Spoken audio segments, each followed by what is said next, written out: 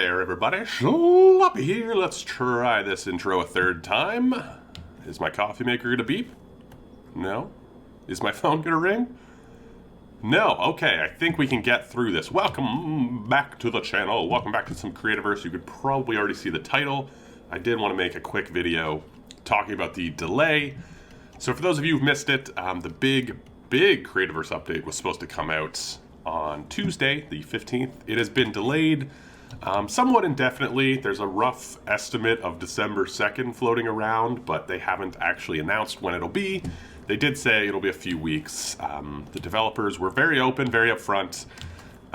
There was just a few more bugs, a few more kinks to work out, and they wanted to take a little bit more time before dumping it on us, which, I mean, I appreciate. I would much rather wait an extra month than get something sort of half-baked and we're all frustrated and it might turn some people off the game.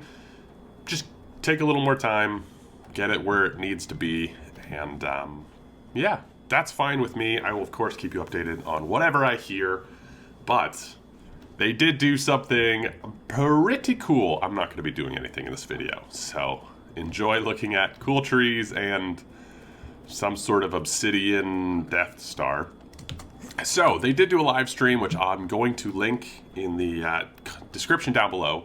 They did about an hour and a half live stream, Entuland and Playful David, I believe.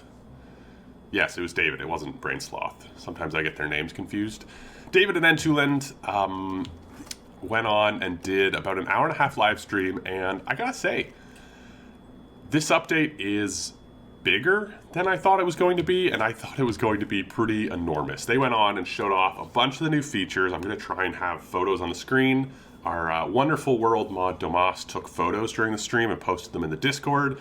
So if you are curious, link to the Discord's down below for a bit more information. But if you really are curious, watching the stream is pretty amazing. One of the first things they showed off is the game actually is running a little bit better.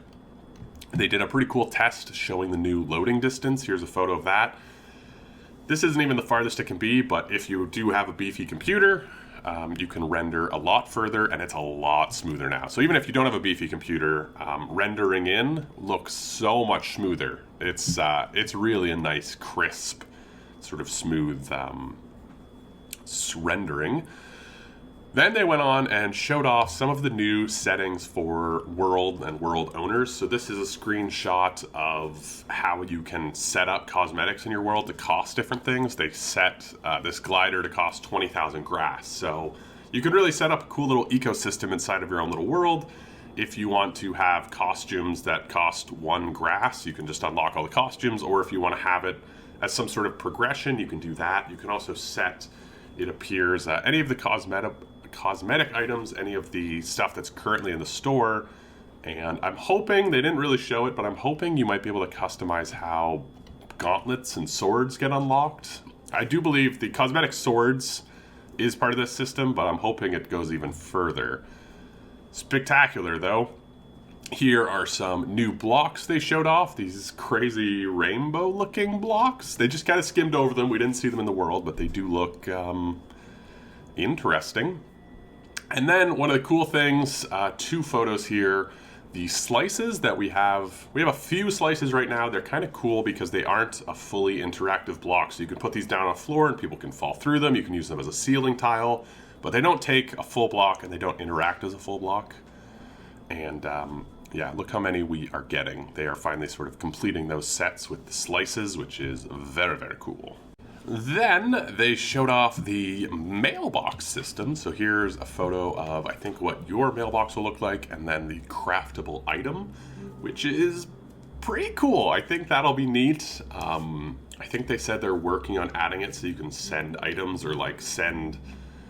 They're working on adding more features to it. I don't want to put words in their mouths, but it looks like it's actually a pretty cool... You'll be able to send messages to your friends, so when they log in, it pops up in their mailbox, and there's a whole sort of neat communication system, which will be really cool for servers because you can, you know, have that interactiveness when you're not online together using, you know, this chat, which is very, very cool. I'm just sort of scrolling through, sorry. It looks like we're getting hats, which is cool. There's a few new maps. There's a few new smaller maps that have stuff on them. They also showed off a procedural generator, which is kind of cool. It looks like it'll work similar to Minecraft's, you know, the ultra flat worlds where you can customize what blocks are in them. So if you do want to make sort of adventures where you want the entire ground to be goo, I don't know why that comes to mind. It looks like you will have tools to do that, but they are sort of in alpha and being developed. And then they showed off the web admin customization. So this is something I was really excited about, was the web admin, or well, I didn't know it was gonna be web, the admin tools for your server. So right now, these are kind of all the settings I have. Now, just take a look at some of the screenshots of what you can do. I can set how far claims apart have to be. I can remove claims, thank goodness. I can check how many pets are inside of a claim. I can do all sorts of amazing things and check when people were last on the server, how long they were online for, what their connection's like. I'm sure there are reasons to do that. I'm not really sure. There's a ton of stuff.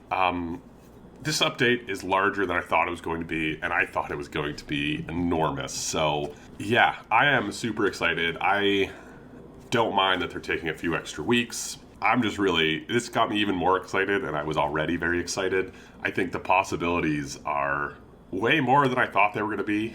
And yeah, like the idea of being able to create a 1,000 by 1,000 world as opposed to the giant ones we have like this. You know, you could do a crazy cool server event that lasts 2 hours. I think they showed off a thing where you might be able to do something like hardcore worlds. So, you know, we could do a Hunger Games style minigame in an afternoon and then never use that server again, or, you know, reuse it 2 months later and do another one.